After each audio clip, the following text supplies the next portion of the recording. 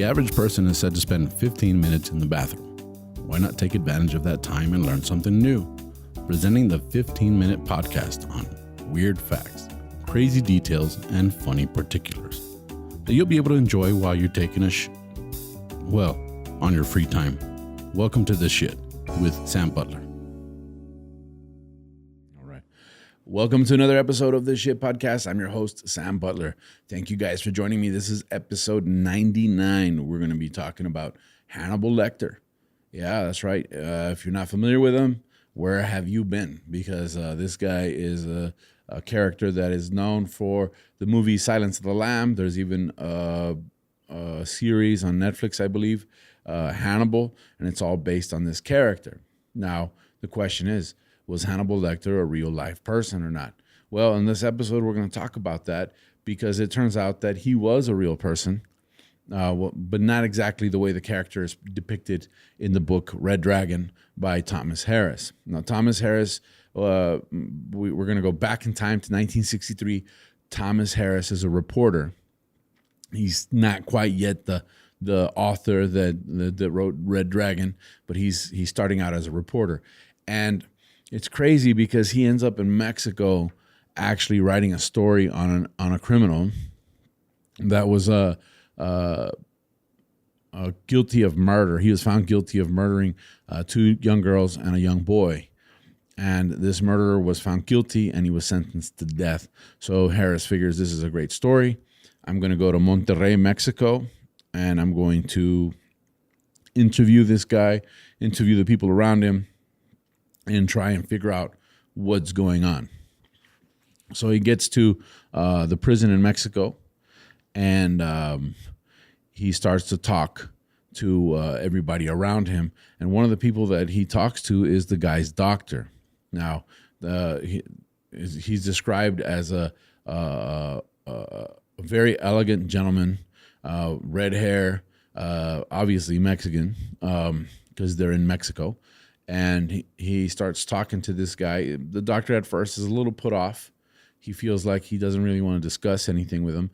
But then as he starts to get more invested in the story, he starts to kind of turn the tables on Harris. Harris goes in as an interviewer and ends up interviewed.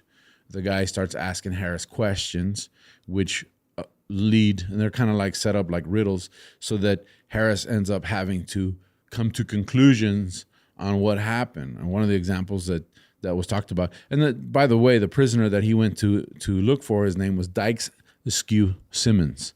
And Harris described him as having a bad Z-plasty because he had a cleft palate and the surgery went bad. So this guy was not a very nice looking guy. And so that was a distinguishing feature of this American killer. So he's interviewing the doctor. The doctor says, well, why do you think he did the killings? Have you seen his victims? And of course, Harris answers back and he says, yeah, I've seen them. Do you think they were good looking? You know, and he was kind of insinuating and leading Harris to conclusions. And this was something that was real peculiar about the doctor. The doctor went by the name Salazar at that time. He was the prison doctor, and he said this guy was very elegant in his manner of speaking, in his manner of behaving. He was obviously a very intelligent guy. So Harris starts to kind of figure out, interview the guy, and then he starts to interview other people around the doctor, and he comes to find out that the doctor is not just a prison doctor, he's also a prisoner. So apparently he was also accused of a homicide and was found guilty and was sentenced to death. Now, in Mexico, as we speak, there is no death penalty. That being the case, in 1961, when the doctor was arrested and convicted, there still existed the death penalty. Actually, one of the articles that I read said that he was actually one of the last guys or the last guy to be sentenced to death in Mexico. I don't know if that's true or not. That, like I said, that's one of the articles that I read. If you research it, you might find that he was one of the last guys, maybe. I don't know. but it was right around the time the death penalty was done away with in Mexico, and that's the important thing to keep in mind here. So now you have a criminal, an American criminal in Mexico that killed young children. You have a doctor that is taking care of this criminal, who is also a criminal, who has also been arrested and charged and tried and found guilty for murder. And Harris is intrigued. So he starts to dig into the doctor's past. He talks to the prison guards, and he finds out, the first thing that and this is like the shit right here, they were like, how could you let someone that's convicted of homicide be the prison doctor? And the guard said, well, actually, he's a very good doctor. And he's very compassionate with his patients. And he's very helpful. I believe they were even allowing him to take care of people outside of the prison on certain occasions. And people of low income and resources could get seen by this doctor.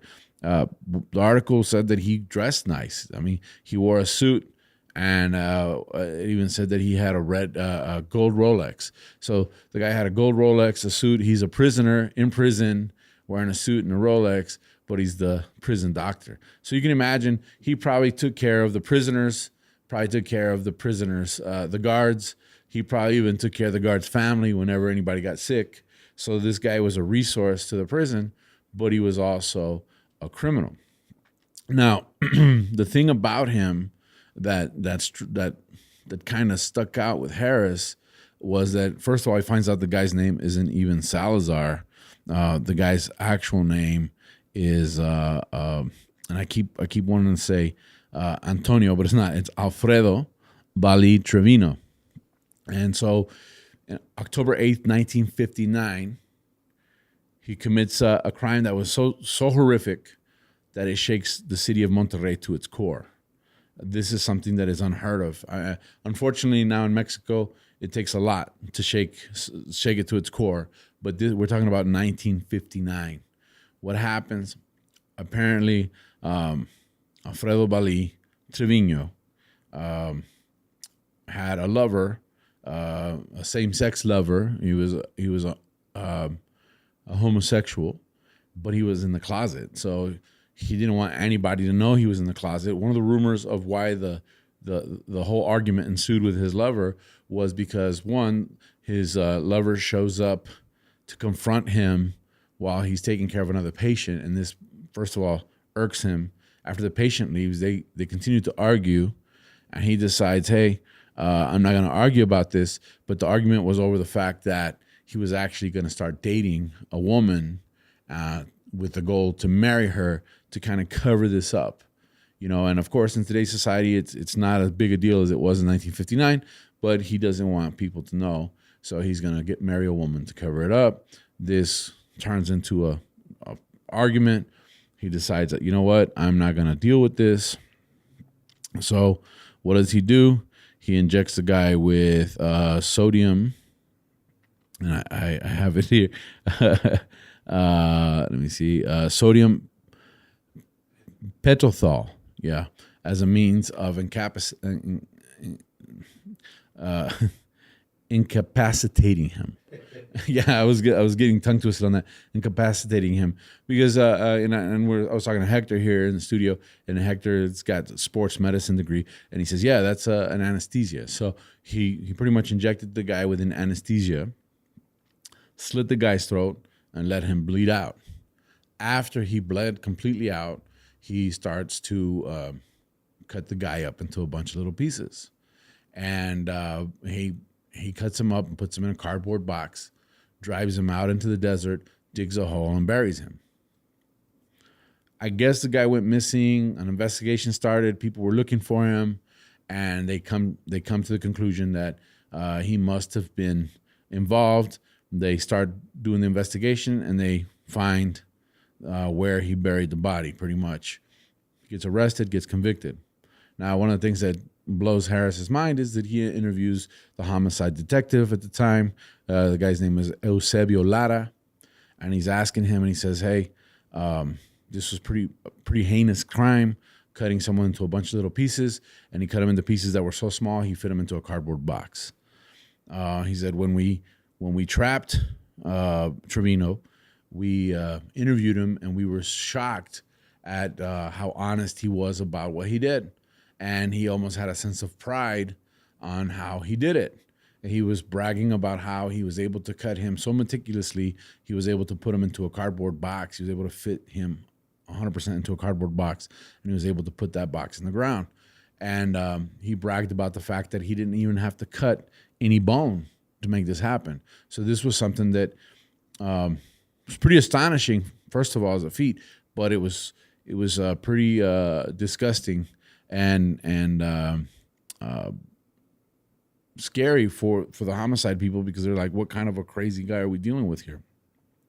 So he gets convicted, ends up in prison, and is sentenced to death. But then he's also the prison doctor, which is the big irony here. That's the shit about this, is that this guy was still entrusted with medications and surgical tools, and they were able to find other murders that had the same MO. They just couldn't prove that it was him. And of course, I don't know if they thought about asking him. He probably would have said, yeah, it was me. What I got to lose? I'm going to die, right? But they couldn't prove it, so the guy was allowed to work. He was a very proud, elegant man, and this is obviously how this character that Anthony Hopkins portrays in Silence of the Lambs is portrayed as a monster, but very eloquent, very smart, very intelligent. This was the guy that this was based on. It reminds me of when, like, Clarice goes in and questions Hannibal Lecter, and he doesn't directly answer questions, but he asks questions that lead you to the answer or lead you to question certain things, which then eventually solve the case. Well, that was kind of the way this guy manipulated Harris, and therefore he connects the dots and says, this is a character for future, Now, what happened to Trevino? Trevino's in prison. They commute his sentence. It says 20 years. And he ends up actually being released in 1980. So the death penalty gets abolished in the time that he's there in Mexico. They go ahead and push his sentence, his execution, 20 years. And then eventually they bring it down to like a life in prison type thing, which I believe in Mexico, I think you do like 30 years is like a max sentence. So the guy did his time, 20 years. They let him out. Goes right back into the community. One of the other shit points here is that he actually goes back to the office where he started and starts practicing again medicine in that same office where the crime was committed. So that was weird, right? That kind of threw people off. But they say that people were really happy that he was back because he was helping the poor again. He was helping elderly people. He was accepting donations. He was doing a lot of medicine for free to help people. They said he really didn't have a problem with poor people. He really didn't have a problem with the prisoners.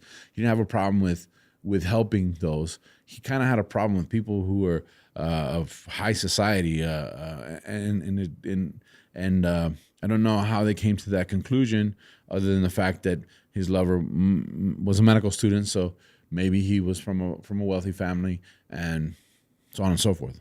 But the whole point of this episode is that Hannibal Lecter, the character that we know on these TV shows and these series, was based on this guy. Now, the Royal Flush, who'd have thought that the Hannibal Lecter that we know in Hollywood was based on an actual guy from Mexico? That's pretty crazy. And the second thing is, the guy never died in prison. The guy actually survived, remarries after prison, goes back to his practice, and agrees to do an interview. In 2008, he does an interview. When being questioned about the details of his murders, he says, I don't want to go back there. I don't want to revisit my ghosts. I just keep it at that. He doesn't visit the past in that sense. He doesn't go over the gory details or anything like that. And in a very Hannibal Lecter way, doesn't really give him any more information than what's already kind of known. 2009, he passes away due to prostate cancer, and that was the end of that character. Now, while he was still alive, they kind of figured out that the Hannibal character was based on him, and they asked him about that, and he said that, yeah, he knew that it was based on him, and that even his own family would make fun of him. They'd call him Hannibal or Dr. Lecter to kind of like make fun of him, and they thought they were like hurting his feelings, but he kind of had a sense of pride of it. So some crazy people out there. This is a crazy story. I thought it was perfect for the Shit podcast, and that's it for this episode of The Shit. I hope you all enjoyed it. Please leave your comments, your likes, subscribe, hit the notifications bell. We're on YouTube as Tu Amigo Sam and all of social media as well. That's TU Amigo Sam. And thank you guys for joining me on episode 99. We have episode 100 coming up next week. We have a very special guest. It's a very special episode. So thank you guys. That's it for this episode of the Shit Podcast. Y'all have a wonderful day. We'll see you next week.